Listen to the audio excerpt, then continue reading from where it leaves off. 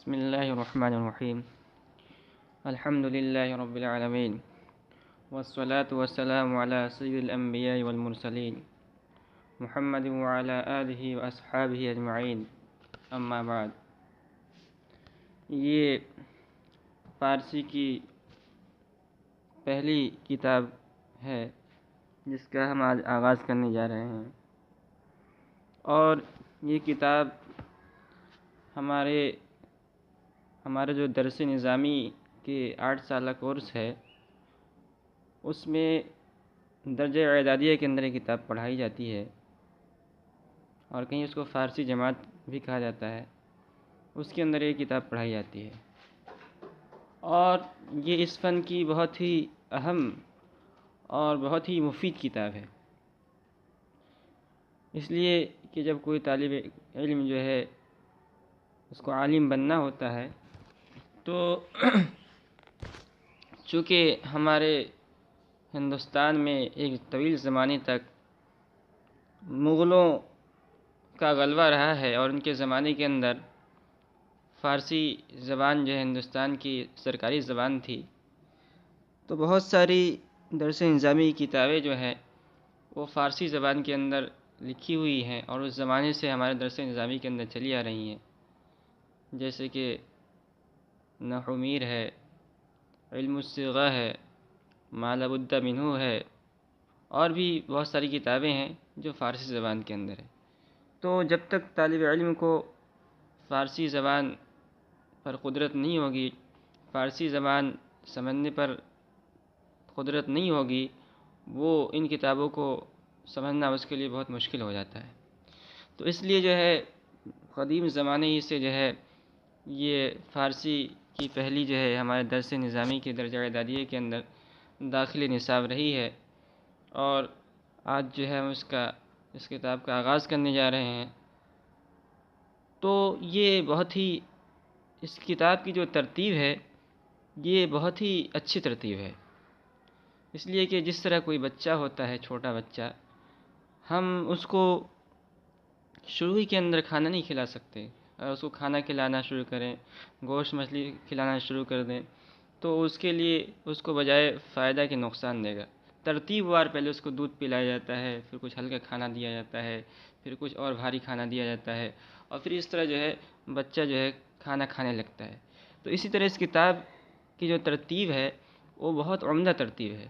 سب سے پہلے انہوں نے جو ہے اس کتاب کے اندر کچھ مفردات دیے ہیں، پھر ان کا استعمال بتایا ہے، اور جو ہے اس طرح جو ہے آہستہ آہستہ آگے بڑھتے بڑھتے پھر جو ہے مرکبات دیے ہیں. پھر مرکبات کے بعد جو ہے آخر کے اندر انہوں نے جو ہے بڑی بڑی کتابوں سے منتخب کر کے کچھ جو ہے نصیحتیں اور کچھ جو ہے کلام پیش کیے ہیں، اور کچھ منظوم کلام بھی پیش کیا ہے.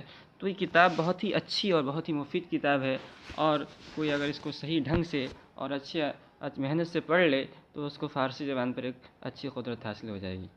تو اس کتاب کو جو ہے بہت قدیم زمانے میں انجمن حمایت اسلام نے مرتب کر کے شائع کیا تھا، اور آج ہمارا اب اس کو شروع کرنے کے لیے جا رہے ہیں. تو ہم کتاب کا آغاز کرتے ہیں. بسم اللہ الرحمن الرحیم. الحمد للہ وحدہ والصلاۃ علی رسولہ الذی لا نبی بعدہ. اب کہہ رہے ہیں کہ مختلف اسموں سے مضاف و مضاف الیہ کی ترکیبیں، یعنی یہ نیچے کچھ اسما دیں گے، اور جو ہے اس کے بعد جو ہے ان اسما کے بعد مضاف اور مضاف الیہ کی ترکیبیں یعنی مرکب جملے پیش کریں گے، جس میں ایک مضاف ہوگا اور دوسرا مضاف الیہ ہوگا. تو سب سے پہلے ہم جانتے ہیں کہ اسم کس کو کہتے ہیں. اسم کسی شخص یا چیز کے نام کو کہتے ہیں، جیسے زید ہے، عمر ہے، بکر ہے، خالد ہے، یا کسی شہر کا نام ہو جیسے کلکتہ، یا کسی چیز کا نام ہو تو اس کو اسم کہتے ہیں. اور مضاف الیہ کے تو مضاف پہلے ہم اضافت کو سمجھتے ہیں. تو ایک چیز کا دوسری چیز سے تعلق بتانا اس کو اضافت کہتے ہیں. اب مضاف کس کو کہتے ہیں؟ وہ چیز جس کا تعلق بتایا جائے اس کو مضاف کہتے ہیں. اور مضاف الیہ وہ چیز جس کے ساتھ تعلق بتایا جائے، جیسے خانہ زید، یہ فارسی زبان کی ترکیب ہے مضاف الیہ کی. تو خانہ زید میں خانہ کا زید سے تعلق بتایا گیا ہے، یہی اضافت ہے، اور خانہ زید کے اندر خانہ مضاف اور زید مضاف الیہ ہے۔ یہاں میں آپ کو واضح کرتا چلوں کہ ہم جو آگے فارسی کی پہلی جو کتاب شروع کرنے جا رہے ہیں، اس سے پہلے ہم اگر چند قواعد کو جان لیں گے، سمجھ لیں گے، تو یہ کتاب اور آسان ہو جائے گی۔ تو پہلا قاعدہ ہم آپ کے سامنے پیش کر رہے ہیں کہ فارسی میں مضاف پہلے اور مضاف الیہ بعد میں آتا ہے۔ یہ قاعدہ آپ جو ہے یاد کر لیجئے، اس کو لکھ کے رکھ لیجئے کہ فارسی زبان میں مضاف پہلے اور مضاف الیہ بعد میں آتا ہے، اور اردو ترجمہ اس کے برعکس ہوتا ہے۔ یعنی اردو کے اندر پہلے جو ہے مضاف الیہ کا ترجمہ کرتے ہیں، پھر مضاف کا ترجمہ کرتے ہیں۔ جیسے رسول خدا، تو رسول خدا کے اندر رسول مضاف، خدا مضاف الیہ ہے۔ تو فارسی میں جب کوئی ترجمہ کریں، اردو میں جب ترجمہ کریں گے تو ترجمہ کریں گے خدا کا رسول، پہلے ہم نے مضاف الیہ کا ترجمہ کیا، مضاف کا بعد میں کیا۔ دوسرا قاعدہ رکھیے کہ مضاف کے آخر میں کسرہ آتا ہے، البتہ اگر مضاف کے آخر میں ہا ہو تو کسرہ حمزہ سے بدل جاتا ہے۔ جیسے آگے ہم سمجھیں گے، ابھی انہوں نے پیش کیا ہے، پہلے اس کو آپ سمجھ لیجئے۔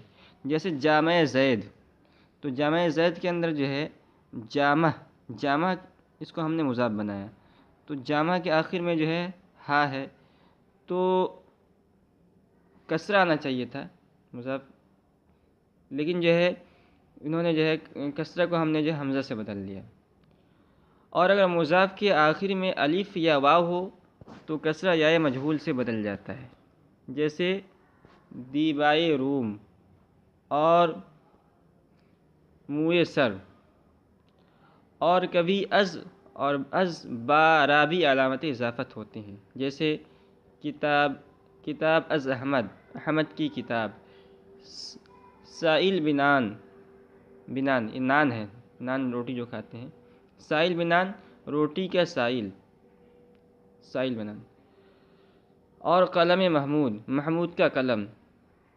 اور جب ضمیر متصل مضاف الیہ ہوتا ہے تو یائے مجہول نہ لانا بھی جائز ہے، جیسے بوئش کی جگہ، پایش کی جگہ، اور خوش کی جگہ، اکثر نظم میں ایسا ہوتا ہے۔ تو یہ 2-3 قاعدے ہم نے آپ کے سامنے پیش کیے ہیں، اس کو آپ یاد رکھ لیجئے، اور ہم پھر جو ہے فارسی کی پہلی کی طرف لوٹتے ہیں۔ تو انہوں نے جو ہے پہلے چند جو ہے مفردات کو پیش کیا ہے، خدا، رسول، یہ بھی سمجھ لیجئے کہ مفرد جو ہے اکیلے لفظ کو کہتے ہیں۔ اسم، فعل، حرف، کلمہ، یعنی اسم اور فعل حرف جو اکیلا ہو تو مفرد کہلاتا ہے، جیسے زید، من وغیرہ۔ تو انہوں نے چند مفردات کو ذکر کیا ہے، تو آپ دیکھ لیجئے، ان میں سے اکثر کے معنی تو آپ کو معلوم ہوں گے۔ خدا کے معنی خدا کے آتے ہیں، رسول کے معنی رسول کے آتے ہیں، نماز کے معنی نماز کے آتے ہیں، روزہ کے معنی روزہ کے آتے ہیں، جمعہ کے معنی جمعہ کے آتے ہیں، رمضان کے معنی رمضان کے آتے ہیں، حج کے معنی حج کے آتے ہیں، کعبہ کے معنی آتے ہیں، کعبہ جو مکہ کے اندر اللہ کا ایک مقدس گھر ہے اس کو کعبہ کہتے ہیں، نام کے معنی نام کے آتے ہیں، اور جہان کے معنی جو ہے دنیا کے آتے ہیں۔ اب انہوں نے جو ہے اس کے بعد اس کا استعمال بتایا ہے، چند مفردات پہلے پیش کیے، اب ان کو ہمیں استعمال کرنا ہے، اور استعمال جو ہے مضاف الیہ کی ترکیب میں کرنا ہے، ایک کو مضاف بنانا ہے اور دوسرے کو مضاف الیہ بنانا ہے۔ تو ہم نے استعمال بتایا، نام خدا کا نام۔ یہ بات ہم یاد رکھیے کہ جو ہے جب مضاف الیہ کا ترجمہ کرتے ہیں تو عموماً جو ہے کی کا ترجمہ ہوتا ہے۔ تو نام خدا کا نام، خدائے جہاں۔ اب دیکھیے یہاں جو ہے اس کے آخر میں جو ہے الف آیا تھا، تو الف کو ہم نے یائے مجہول یعنی بڑی سے بدل لیا۔ مضاف کے آخر میں جو ہے کسرہ ہوتا ہے نا فارسی زبان کے اندر، لیکن اگر جو ہے ہم نے ابھی ضابطہ بیان کیا تھا کہ آخر میں جو ہے الف آیا تو یائے مجہول سے بدل دیتے ہیں، تو خدائے جہاں ہو گیا۔ رسول خدائے جہاں، دنیا کا خدا، جہاں کا خدا، رسول خدا کا رسول، نماز جمعے کی نماز، روزہ رمضان کا روزہ، حج کعبہ کا حج۔ اب اس کے بعد انہوں نے چند مفردات اور پیش کیے ہیں، پہلے ہم مفردات کو پڑھتے ہیں، اس کے بعد جو ہے اس کو ہم مضاف الیہ بنا کر استعمال کریں گے۔ صبح کے معنی صبح کے آتے ہیں، شام، شام کے معنی شام کے آتے ہیں۔ روز، روز کے معنی دن کے آتے ہیں۔ شب، شب کے معنی رات کے آتے ہیں۔ ماہ، ماہ کے معنی مہینے کے آتے ہیں۔ سال، سال کے معنی سال کے آتے ہیں۔ وقت، وقت کے معنی وقت کے آتے ہیں۔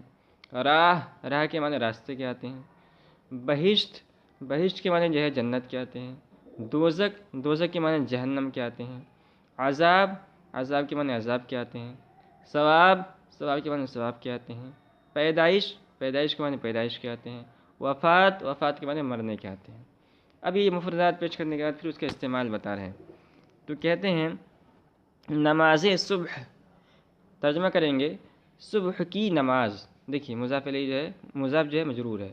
وقت شام، شام کا وقت۔ شب ماہ، مہینے کی رات۔ سال وفات، وفات کا سال۔ روز پیدائش، پیدائش کا دن۔ راہ بہشت، بہشت کا راستہ، جنت کا راستہ۔ عذاب دوزخ، دوزخ کا عذاب۔ ثواب حج، حج کا ثواب۔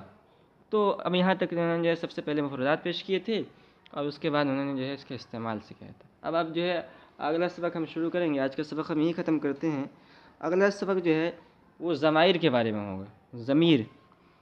تو ضمیر اردو کے اندر جیسے ہم فارسی کے اندر استعمال، اردو کے اندر استعمال کرتے ہیں نا، وہ، اس نے کہا، وہ گیا، تم کہاں گئے تھے، تم لوگ کیا کر رہے تھے، یہ سب ضمیر ہیں۔